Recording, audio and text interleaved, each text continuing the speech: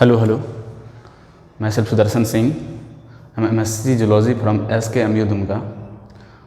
Today we will learn about multiple allelism. Actually, what is multiple allelism? Let us learn.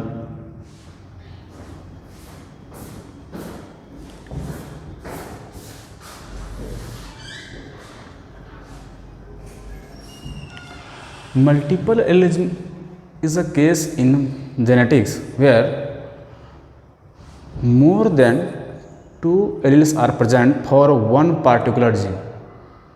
Normally what happens that there are only two alleles for one gene, but in case of multiple allelism more than two alleles are present for one particular gene.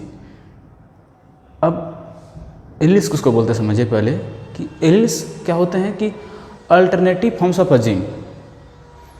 तो यदि दो से अधिक alternative forms of a gene present हैं तो उसको बोल देंगे मल्टीपल एलिलिज्म का केस। अब इसके हमारे पास बहुत सारे एग्जांपल्स हैं, उसमें से एक एग्जांपल लेते हैं that is ABO blood group system in humans. ABO blood group in humans. Now ABO blood group in humans have 3 alleles, that is इसके पास 3 alleles होते हैं, namely IA, IB and IO, or simply it is written as I, smaller I. IA and IB are dominant alleles and IO or I is recessive one. अब ऐसा है कि इन 3 alleles में से किसी एक इंडिविजुअल, किसी एक ह्यूमन के पास 2 ही ट्रांसफ़र होंगे। अब यदि हमको तीनों एलिल्स का स्टडी करना है तो अभी क्या हम किसी एक इंडिविजुअल को उठाते हैं, हमको तीनों एलिल्स को स्टडी करना पॉसिबल नहीं हो पाएगा कभी भी। तो इसके लिए क्या करना पड़ेगा ना, हमको कि पूरे के पूरे पॉपुलेशन को एनालाइज करना पड़ेगा। इसलिए ऐसा बोलते हैं कि मल्टीपल एलिलिज्म के केस में पॉपुलेशन एनालिसिस रिक्वायर्ड होता है। Let us write it that population analysis is required to study multiple allelism in ABO blood group ले सकते हैं हम।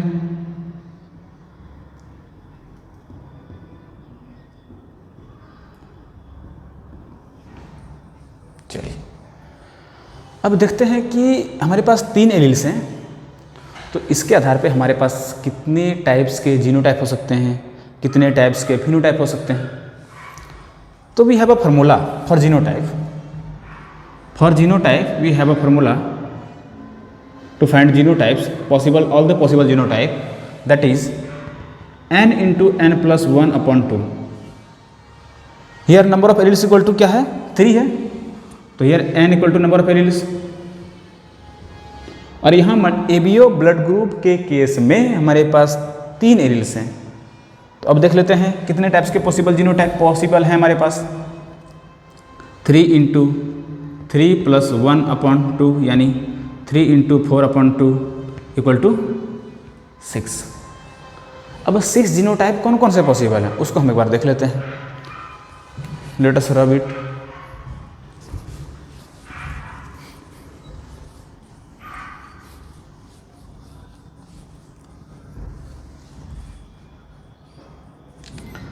तो पहला हमारे पास होगा IAIO, first genotype. Second is IA, third is IBIO, fourth is IBIB, fifth is IAIB and the sixth is IOIO। ये हमारे पास हो गए 6 टाइप के जीनोटाइप। तो ये number of types of genotype हैं, ये जीनोटाइप्स हैं। बात कर लेते हैं इसके आधार पे कितने टाइप्स के फिनोटाइप हो सकते हैं। तो फिनोटाइप जो हो सकते हैं देखिएगा, IAIO, तो यहाँ पे IA डोमिनेंट है, IO रिसेसिव है, तो हो जाएंगे, ये डोमिनेट करेंगे तो यहाँ पे हो जाएगा A। अच्छा ये हो जाएंगे IA, यहाँ भी दोनों डोमिनेंट है, तो ये हो जाएगा, ये भी हो जाएगा A। ये हो जाएगा आपका हेटेरोजाइगस से, क्योंकि एक डोमिनेंट एक रिसेसिव है, हेटेरोजाइगस, और यहाँ पे दोनों डोमिनेंट है, सेम एलील्स हैं, तो ये हो गया homozygous. IBIO again B, heterozygous. IBIB again B, homozygous. IAIB एक डोमिनेंट एक रिसेसिव, और यहाँ पे इसका ब्लड ग्रुप हो जाएगा AB, मतलब एक एलील और ये दूसरा एलील दोनों अपने आप को इक्वली एक्सप्रेस करता है, तो इसको बोल देंगे हम example of codominance. I think it must be clear. और यहाँ पे IOIO है, तो ये हो गया O, होमोजाइगस।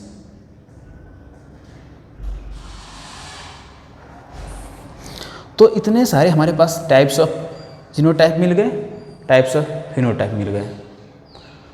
अब यदि हमको देखना है कि अच्छा जीनोटाइप के लिए हम फार्मूले तो बता दिए, फिनोटाइप के लिए भी हमारे पास फार्मूले होते हैं, दैट इज N+1, यानी 3 + 1 = हो गया 4। देखिए 4 टाइप के फिनोटाइप हैं, first type, second, third and ये फोर्थ। Is that clear.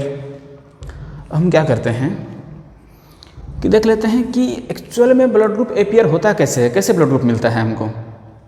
होता क्या है ना कि यदि हमारे पास जीनोटाइप IAIO है या फिर IAIA है, तो RBC के मेम्ब्रेन पे एक एंटीजन बनता है, उस एंटीजन का नाम है A। अब हम फिनोटाइप के बेसिस पे देख लेते हैं कि कितने टाइप्स के एंटीजन बनेंगे। तो late us write it down.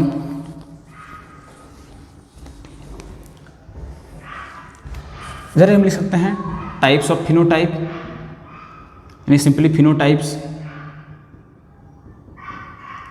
Here genotypes, antigen कौन से बनेंगे, और यहाँ पे एंटीबॉडी कौन से बनेंगे। तो यहाँ देख लेते हैं फिनोटाइप्स हमारे पास 4 टाइप्स के हैं, A, B, AB and O। ए के लिए जीनोटाइप क्या हो सकते हैं, हमारे पास 2 जीनोटाइप हो सकते हैं, that is homozygous A, IAIA and heterozygous A, IAIO। B के लिए हमारे पास देख लेते हैं homozygous B, that is IBIB and IBIO may also be there।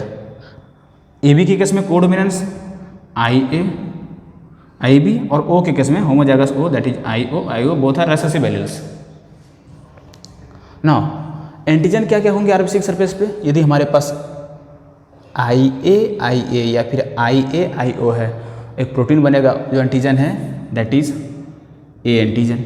यहाँ पे बनेंगे antigen B, here both A and B antigen बनेंगे, और यहाँ पे बनेंगे नन, कोई भी एंटीजन नहीं बनेगा यहाँ पे। देख लेते हैं एंटीबॉडी क्या बनेगा। यदि यहाँ पे एंटीबॉडी A एंटीजन के रिस्पेक्ट में यदि A एंटीबॉडी बन गया, तो क्या होगा ना कि A न्यूट्रलाइज हो जाएगा, उसका इफेक्ट दिख नहीं पाएगा, तो ब्लड ग्रुप हम पता नहीं कर सकते हैं। तो इसके लिए जो एंटीबॉडी बनेगा वो B के रिस्पेक्ट बनेगा, क्योंकि B के अगेंस्ट क्यों, तो यहाँ पे बनेगा एंटीबॉडी B। हमको क्या रखना है कि एंटीजन को कैपिटल लेटर से लिखते हैं और एंटीबॉडी को स्मॉल लेटर से लिखते हैं। B यहाँ पे बनेगा इसका अपोजिट A, यहाँ पे कोई भी नहीं बनेगा, नन, क्योंकि कोई भी बनाना तो एक न्यूट्रलाइज हो जाएगा और हमको मिल नहीं पाएगा ये भी, और यहाँ पे बोथ हो सकते हैं A एंड B। तो मल्टीपल एलिमेंट का केस यही